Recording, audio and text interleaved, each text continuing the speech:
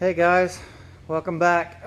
So I didn't make it back last night because I went jumping all day with my kids at that little birthday party at a gymnasium. But yeah, I could definitely tell I'm getting a lot older. I'm almost 40 years old, and I jumped around with the kids all day. I had a great time, but yeah, I was pretty sore at the end of the day. My knees are aching, and my thumb, I don't know how I did it, but I kind of pulled my thumb jumping up and down on those trampolines, but it was a good time nonetheless. But I'm back here now at the shop.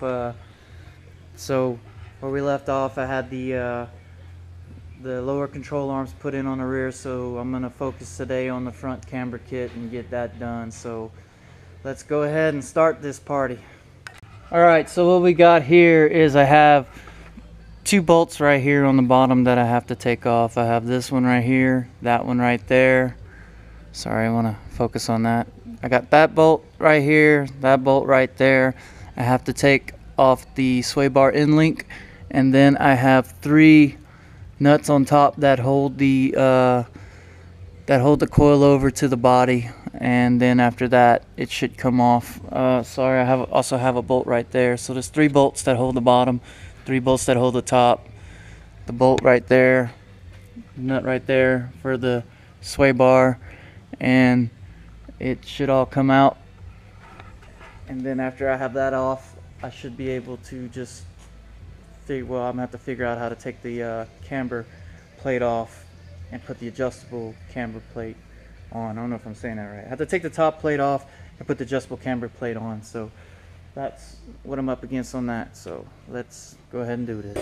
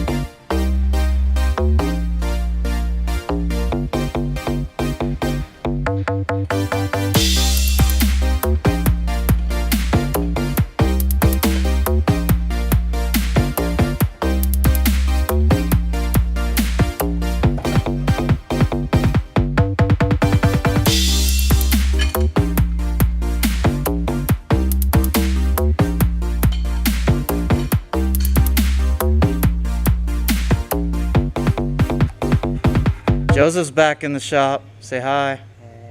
Hey. So yeah, I got this side off here. It's out. I had to jack this up to support the lower control arm and tie it off because it was putting all the weight on my brake line. So that's where I'm at. I'm going to take off the other side now and start ripping the top plates off and see how easy or how hard that is to do. Just hold it like this square piece. You know, it's got to be pointed towards me. So. Okay. So something like. Let me step back a little bit. No, you get closer because you would think that it was like further out. It's actually wide angle. So. Oh, so it's already. Yeah, sometimes when I film it, it's a little too far back. It looks way too far back. Okay. That's why I need the new camera on there with the screen. To see so I know what I'm doing. Yeah, because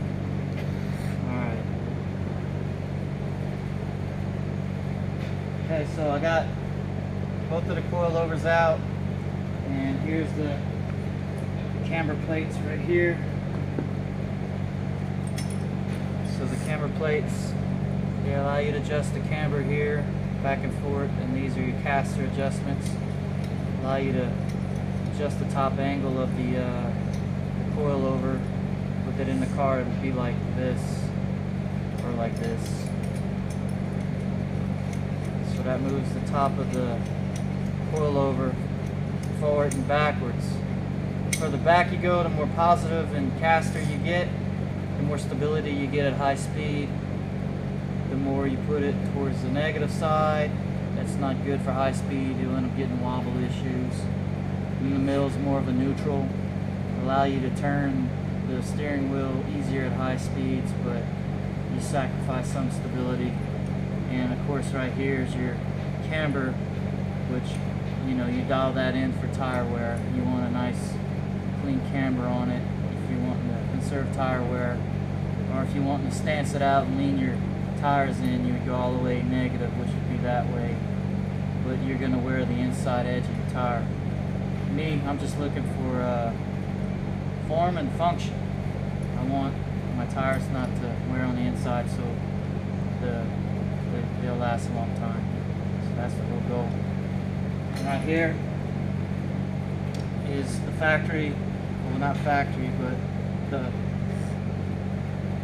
one it comes with. So this plate's essentially got to come off, and I have to take off this bolt right here that compresses, this nut that compresses the top plate onto the actual shock that's inside the coilover. That has to come off, and essentially, since I already have this off from the top piece right here, you just loosen the bottom one. It threads out until it comes all the way loose, and then you just pull it out like so, and that's how you take this piece off. That allows you access right here to this piece, and then you just take this piece out, this nut, and then allow you to take the whole top plate off.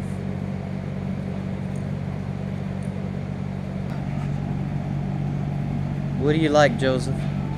Yeah. What do you like in women? Things.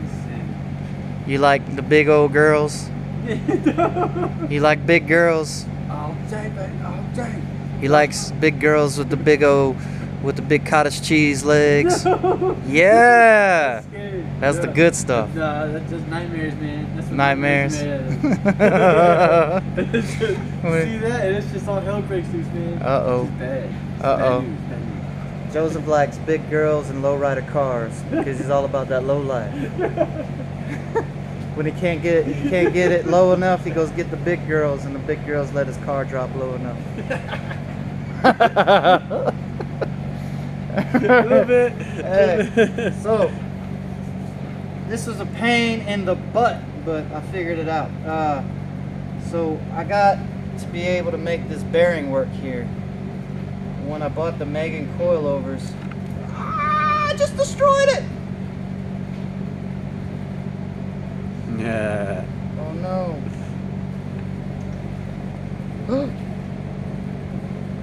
That's not good. Oh no. Chaos. Okay. I gotta find these and put these back. You're not supposed to do this. I thought I was gonna get it all out. Alright, I'll get back to y'all. I gotta find all these little bearings. Okay. Alright. That was a scary moment. We found all the ball bearings and we put them back in. The way I had to get this to work, guys, this is just a camber plate right here. It says it works with Megan coilovers. It works to a certain extent, but it ain't like, custom for Megans. So I had to figure out how to make it work. This piece right here is an extra base plate for the rear coilovers. They come with the full rubber ones for, for driving on the street, so they're a little bit quieter. And then they come with these billet ones, and I opted to put the rubber ones in, and I kept these in my toolbox for a while. And thank God I had these, because this right here is the top plate. It's the way it comes from the factory. And then this right here is the bearing that rides on this top plate. And the way I had to do it, I found out that this rear spring plate fit perfect inside this bearing right here, as you can see. So I used that, I pushed it in on the top, and then I put it right there. Now I got a bearing that works. And then you have these adapters right here. These adapters ride inside the spherical bearing. And I use this one on the base here. Put that on right there. And then I use this one on top, like so. And it works perfect. Allows me to spin it, no problem. And then this top plate, excuse me, this top plate right here goes right here, and that bolts to the car. In a nutshell, that's what you got to do on the Megans to get this type of plate to work. This plate I bought, I think it was a GPR name brand. I got it off of eBay for $170. CX Racing sells, it is CX Racing, right? I think so, yeah. Yeah, CX Racing sells one, it looks identical to this.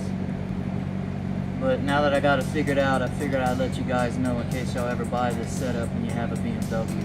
It's the best way to go. Keep the billet spring plate for the rear. Use the rubber one, because you're going to need that one for the top.